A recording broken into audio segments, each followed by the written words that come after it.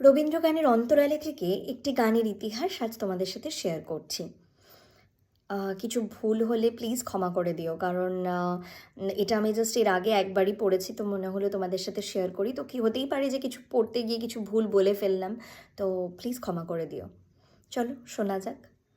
আমার খুব পছন্দের একটা গান, আমার প্রাণের পরে চলে গেল কে। চতুর্দোলায় চড়ে যেদিন 9 বছরের ছোট্ট মেয়েটি কাঁচা শ্যামলা হাতে সরু সোনার চুড়ি, গলায় মতির মালা আর রাঙা চেলি পরে জ্যোতিরেন্দ্রনাথের গৃহিণী হয়ে জোড়াসাঁকোর ঠাকুর বাড়িতে প্রবেশ করলেন। সেদিন 7 বছরের রবীন্দ্রনাথ বিস্ময়ে চোখ ফেরাতে পারেননি। কাদম্বরী দেবীর আবির্ভাব রবীন্দ্রনাথের জীবনের অন্যতম উল্লেখযোগ্য ঘটনা, যা তিনি জীবনের শেষ দিন পর্যন্ত নানাভাবে স্মরণ করেছেন।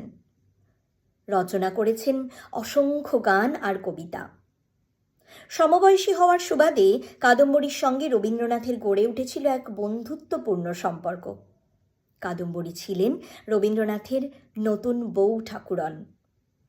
তিনি রবীন্দ্রনাথকে গল্প, কবিতা, নাটক, গান রচনায় নিরন্তর উৎসাহ জুগিয়েছেন। বলা যায়, রবীন্দ্র কাব্য প্রতিভা বিকাশের ক্ষেত্রে কাদম্বরী দেবীর অবদান ছিল সবচেয়ে বেশি। জোড়াসাঁকোর তেতলার ছাদে, মোরান সাহেবের বাগান বাড়িতে, গঙ্গার পাড়ে কত স্মরণীয় মুহূর্ত কেটেছে দুজনের খেলা, খুনসুটি আর কাব্যচর্চায়। সেই হাসি খেলার দিনগুলিতে বজ্রপাতের মতো ঘটনাটা ঘটে গেল 1884 সালের 20 এপ্রিল। কাদম্বরী দেবী আত্মহত্যা করেছেন। অবিশ্বাস আর দুঃসহ বেদনায় রবীন্দ্রনাথ শোকে পাথর হয়ে গিয়েছিলেন। এতদিন মৃত্যুর সম্পর্কে তার কোনো প্রত্যক্ষ অভিজ্ঞতা ছিল না। জীবনস্মৃতিতে তিনি লিখেছেন, ইতিপূর্বে মৃত্যুকে আমি কোনো দিন প্রত্যক্ষ করি নাই, কিন্তু আমার 24 বছর বয়সের সময়ে মৃত্যুর সঙ্গে যে পরিচয় হইল, তাহা চিরস্থায়ী পরিচয়। তাহার পরবর্তী প্রত্যেক বিচ্ছেদ শোকের সঙ্গে মিলিয়া অশ্রুর মালা দীর্ঘ করিয়া গাঁথিয়া চলিয়াছে। কাদম্বরী দেবী মারা গেলেন, কিন্তু উজ্জ্বল নক্ষত্রের মতো তার প্রতি রবীন্দ্রনাথের ভালোবাসা বেঁচে থাকল, যতদিন তিনি নিজে বেঁচে ছিলেন। কাদম্বরীর মৃত্যু রবীন্দ্রনাথের দিনগুলিকে এলোমেলো করে দিয়েছিল। নিজের পোশাক পরিচ্ছদ, খাওয়া দাওয়া, দিনের কাজ সব কিছুতেই এক উদাসীনতা তাকে সংসার বিমুখ করে রেখেছিল। জীবনস্মৃতিতে লিখেছেন, আমি ঘুরিয়া ফিরিয়া কেবল সেইখানে আসিয়া দাঁড়াই, সেই অন্ধকারের দিকেই তাকাই এবং খুঁজতে থাকি। অনেক বছর পর জীবনের প্রায় শেষ প্রান্তে এসে রানী চন্দকে বলেছিলেন, দেখো, মরে যে যায় সে যাই, আর তাকে দেখতে পাওয়া যায় না। শুনতাম ডাকালে নাকি আত্মায় সে দেখা দেয়, সে ভুল। নতুন বৌঠান মারা গেলেন, কি বেদনা ভাজল বুকে। মনে আছে সে সময়ে আমি গভীর রাত পর্যন্ত ছাদে পায়চারি করেছি, আর আকাশের দিকে তাকিয়ে বলেছি, কোথায় তুমি নতুন বৌঠান, একবার এসে আমায় দেখা দাও। কতদিন এমন হয়েছে, সারা রাত এভাবে কেটেছে।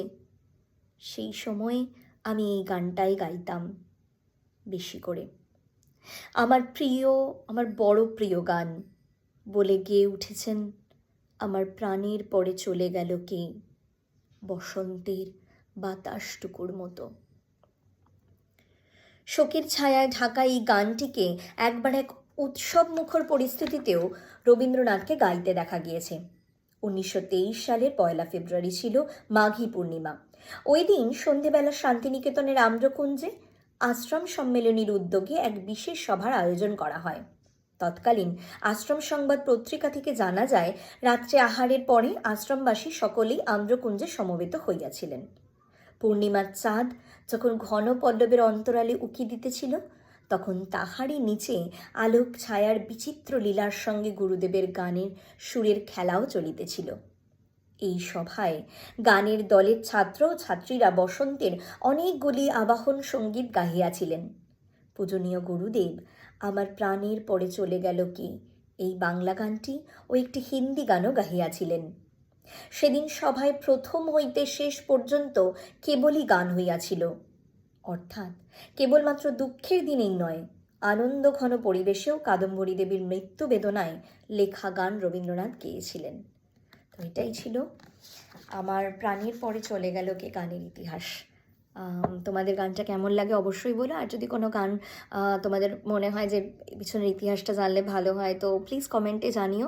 আমি দেখব, যদি এই বইতে থাকে তো আমি সেটা তোমাদের শোনানোর চেষ্টা করব। আর আবারও বলছি, কোনো ভুল হয়ে থাকলে ক্ষমা করে দিও। দেখা হচ্ছে পরের ভিডিওতে। Thank you.